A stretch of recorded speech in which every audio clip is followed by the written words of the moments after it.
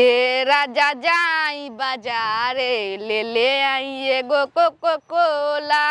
ओ लमचुसला बोलो बरो बरो बरो। ए यार ये ऐसन पछिया बहुत गार तो फाटते बा हां ओठो फाट गइल बा। ए चल ना आइसक्रीम वाला आइल बा, चल आज आइसक्रीम खाइ ले चल। हाय आइसक्रीम वाला रोक रोक रोक। ओए बड़ा फड़ा अरे साला होई देगा तारो साला हमरे गांव में आके हमरे एरिया में आके सरिया तोकर पतिया तामरा से क्या कौन आइसक्रीम खइबे, चावे वाला की काटे वाला? अरे चावे वाला खियाओ ना दाब सक दाब ही में धक भैया छोड़ दे लो। जानत नहीं कि चावे के कहते क्या क्या दुगो क्या पले ले लो बोले भैया लो। हाय लो माल तो बड़ी डेंजर बाड़े। हाय लो हमारा लगा डेंजरे मिलेला कंपनी का माल हो। बड़ा टेस्टी बा मर दे। टेस्टी लागी ना राज मटका कुल्फी हो ठोक। तो चले के ए भैया पैसा दे दिलो ना। पैसा हां भैया दे नए बड़े गाड़ी दे दरो ना देम लो। यहाँ जवार में जातना आइसक्रीम वाला बाने खिया के जाने पैसा कहले तब दम भम मारो खा ले। यहाँ लाश बिसावे में लाश देरी ना होला, जो बढ़ते रहो गरीब बंदे ना दिलो। बड़ी गरीब बढ़ते रहो, यहाँ से बढ़ते रहो बढ़ते रहो। चल भाई बड़की साला दोगला बारन सो 10 रुपया घाटा लगा देलन सो। जा सो सर सालो जवार का छुछुनरे होलो। ओ आइसक्रीम लिया आइसक्रीम आइसक्रीम आइसक्रीम ला लो चावेला। ए यार मैंने गर्मी में तो बर्फ चावला के मजे अलग बा। बहुते खावता कल कल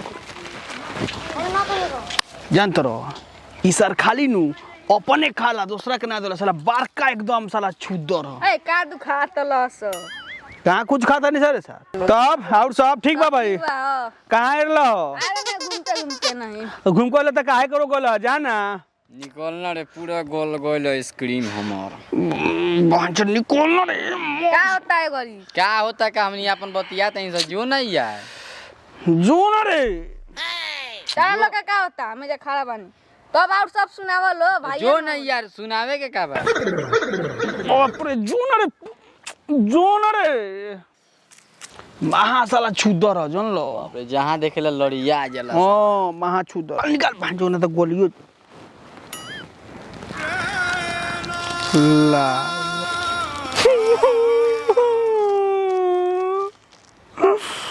वो सरवा के चोकर में हमार बोरो गोल गोल। ए भाई ये अपने में से चबाव ना। हाँ तो चाप हो।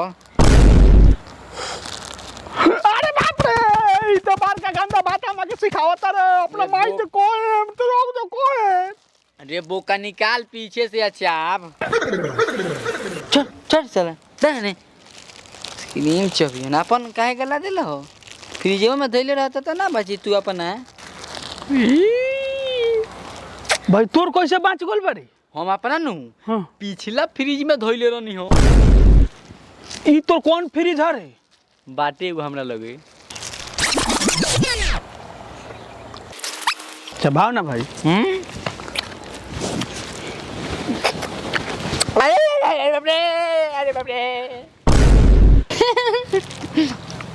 बाप रे हिन्ने कौड़ी के नारियरो बा बहुत मीठ लागता ए हट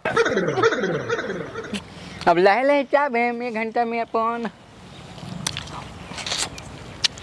का देखत रह जा अपन चबावे के होइले ना वो तो कहिया पर किनले बने। अरे साला अब तो बाबू आवता अब तो चबा तोर तो हिते चबा तुरा से तो सर छुदर हो दे होता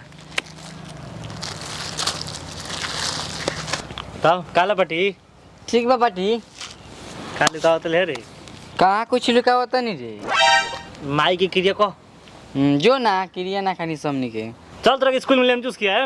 अरे बाप का भाई रे पूरा ठंडा गई रे काहे रे गर्मी में तो ठंडा रहता अरे पूरा पसीज गइल। का बता सीधे सीधे बोल ना। जो भाई तेरा गोर पे गिरता है जो यार जो तो गोर पे हैंगे गुड़ हो धोइले का भाई रे। जो ना यार ते बाक साला ऐसा हिते ना रखे के चाहिए। अरे बाप गोइल गोइल साला। अब निकालना है अब सर सिस्टम में तार ना पाला हो गली तो तू कहियो होई देख पाटी लुकाव अब फ्रिज में जा अब जा पेशाब कर लियो सर पेशाबे तार जम गइल जा अब जा तो जा ना तो कह के देख ल जा ना तू जा ना जा जा जा अपना बुझाई जा। अरे बाप रे उतरत नहीं खेरे। अरे बाप बुझा तब पनिया जमा दिलक कारी। आवड़ी धर सिस्टम में तो जमीन है। अरे बाप रे अब ना धने रे भले खिया देती रे। ए भाई का भाई देख रही सब फोन के तो बियाह हो गइल यार। छोड़ ना चले हमनी के माल पटाबे। कहाँ जेबे यार हाथा ना धूप बा यार। चल यार हमारे लगे आइडिया बा। कौन आइडिया बा? चल मोटरसाइकिल चलो जल्दी जल्दी पूरा देह में हवा लगी है सिखानी। चल मोटरसाइकिल से चल चल चलो।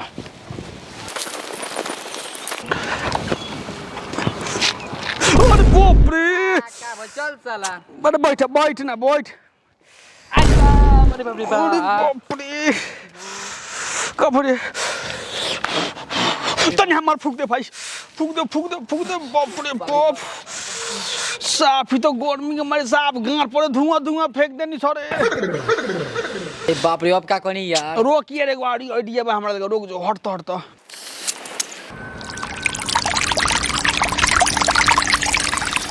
रे साला इतना ना गर्मी बा हम दसला नीचे के व्यवस्था कर देनी आ ते ऊपर के व्यवस्था करत तनी। अरे वो कह दे व्यवस्था को देले बानी। ई कह रे चलो ना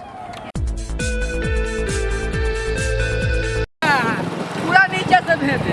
अरे साला अरे ये कौन गर्मी के उपाय कोइले बरे गर्मी के उपाय